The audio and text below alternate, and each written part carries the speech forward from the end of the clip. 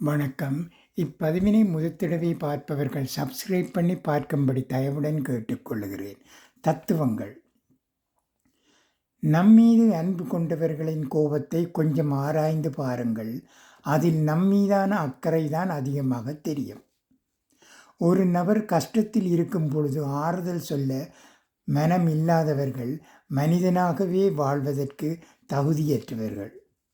புரிந்து கொள்ளாதவர்களிடமும் தேவையில்லாதவர்களிடமும் நாம் யார் என்பதை நிரூபிக்காமல் இருப்பதுதான் புத்திசாலித்தனம். பிறருடைய தரம் தாழ்ந்த கேள்விகளுக்கு நீங்கள் பதில் சொல்ல வேண்டிய அவசியம் இல்லை. நீங்கள் பார்க்கும் ஒவ்வொரு சூழலை வைத்து ஒரு நபர் இப்படித்தான் என்று யாரையும் கணித்து விட வேண்டாம்.